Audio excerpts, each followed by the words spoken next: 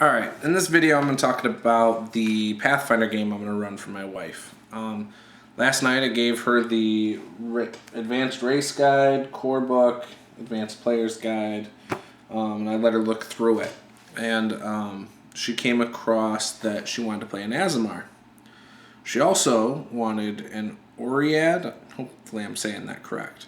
It's a humanoid earth elemental in their bloodline. With earth elemental in their bloodline of some sort. So those are the two races she wants in her group. Now, before I go any further, I should quickly explain what I'm going to do. I told her she could have as many people as she wanted to make. She controls one main character for role-playing purposes. All the others I will control for role-playing purposes. But when it comes to battle and strategy, she'll control all of her player group. She's a big fan of the Dragon Age games, and so I'm thinking about playing it kind of like that, where everything she does may affect how happy or unhappy the people in her group are. So they may leave her, they may become loyal to her, things like that. Just something I'm going to toy around with and see how it goes. By the way, if that's something you guys have ever done, please tell me about it in the comments below. But yeah, so she wants to start off with two characters in her player group, and they're going to be an Aasimar Oracle and an Oread, either a Barbarian or a Ranger. So she even asked me today through text if I thought she should make another character in her group, and I said, I'd prefer it, but really it's up to her. So she can always pick people up later on and things like that. So another thing is she can only control the alignment and personality of the main character. And I will I'll give the other ones their alignment and their personality. So that's kind of the gist of how it's going to start. So anyway, so tonight she's probably going to make her two characters. And I've decided to use the Pathfinder Beginner Box downloadable adventures. I think there's 4 of them that I have through PDF. They're free through Paizo. You can go up and download those. But I'm going to run those for her just because they're quick, simple. They're first level adventures, and that'll give her a chance to get into it. I'm actually going to, today's Wednesday. Tomorrow I'm going to try and make the maps out of cardboard for all 4 of those. That way I just have them ready and I can plop them down. As for the monsters in them, I'm not sure about those yet. I don't think I have miniatures representing all of those yet. So I might just try and use a cardboard pop-up for it. Maybe I'll make a token. Maybe I'll print out a picture and put it on a circle 1-inch token or something on cardboard and just slap it down for her. But yeah, so I'm not sure how I'm going to do that part yet. But all that's going to be taken care of tomorrow. I want to have the adventures ready. If not, I guess I'll have to take care of it Friday night. But one of the things I was thinking about, since she only has 2 characters to control, and because it's a they're all first level adventures for 4 to 6 players, maybe give her some mystic powers temporarily, or whatever. Because I have mythic powers. I have the Mythic Adventures book, and I'm kind of dying to use it. So, not dying to use it, but I'd like to get some use out of it. And I think this would be a good opportunity since she's a small party. But yeah, so I'm going to have her make a character using the Advanced Race, Advanced Players, and Ultimate Magic guides. And I might use the Ultimate Campaign guide for background information. It's going to take place in Varisia, so we will be playing there. And I'm thinking about making a halfling and a gnome. This is a halfling's book, but I'm thinking about making a halfling and a gnome to kind of not necessarily follow her, but to be reoccurring NPCs that pop up a lot. And the idea would be that since gnomes are typically enamored with Aasimars, having the gnome, just having them pop up wherever she is, kind of every now and then. And then possibly using them as a plot device for if they get captured or they get in trouble, to kind of see if she'll either save them or whatever.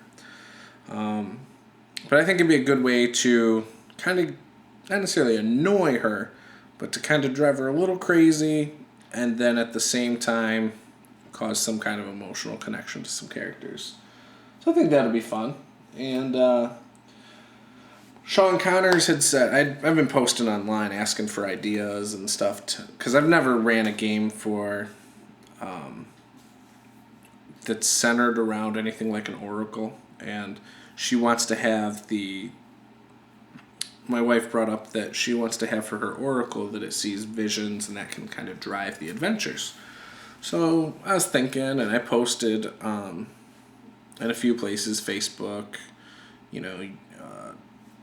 Google Plus, a couple other places, and asked for ideas, and Sean Connors came up with a pretty good idea. I was kind of thinking I could start the game off with her seeing a vision of a big war, and so in her mind, she wants to prevent it. And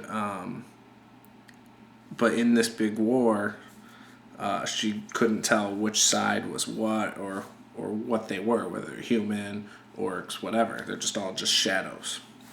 And through that, when I posted that, Sean Connors had suggested that, and if you don't know, Outsider68 is his channel, he had suggested why not have her play it like she's just thrown into this big battle and maybe she dies. So that got me thinking, because I think that's a really good idea. She'll think that it's battle. She won't have any idea starting out that it's a vision. And, I could have it take up 30 minutes to an hour of action, and then she dies. Well, then, obviously, my wife would be like, well, what the heck? I just spent all this time making these characters, and I'm dead. Well, then I can be like, and you wake up, and you snap out of your trance or something. And so then in her mind, now she has this vision of a war, no idea why. She died in it. So is it foregone conclusion that she's going to die in this war? Or is she supposed to prevent the war? All these different questions can arise from it. So, and I think I'm going to try and play the campaign a lot like that every couple sessions. Because I like to start it off with, being in the middle of something a lot of the times. It makes it easy to start off a session. And so I do love that idea. And actually, so if I start her off with that vision, maybe in a couple sessions she'll have another vision of, another event that I can plan down the road that leads up to the war, and I keep doing stuff like that. And sometimes it could just be some random thing. So,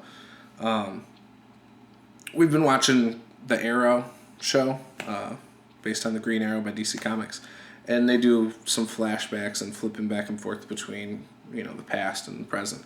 They do a really good job of that. And so that might be something I do a little bit with this campaign. So I'm excited about it. I think it'll be a lot of fun, and I'll update you guys every time something cool happens. I'll probably do a video once I finish the set pieces for the 4 beginner box adventure things. And I will probably do one more video before her and I play. Maybe I'll do a read aloud of how I'm starting it out or something. Just how I set it up, and boom. So, if you have any questions, comments, please leave them. Any ideas that may have to do with this, or maybe they don't have to do with this, but it's, an idea that you get about these characters, let me know. I'd love to hear your ideas. Be sure to tell your friends, share the channel, comment, like, all that good stuff. I'm always looking for ideas.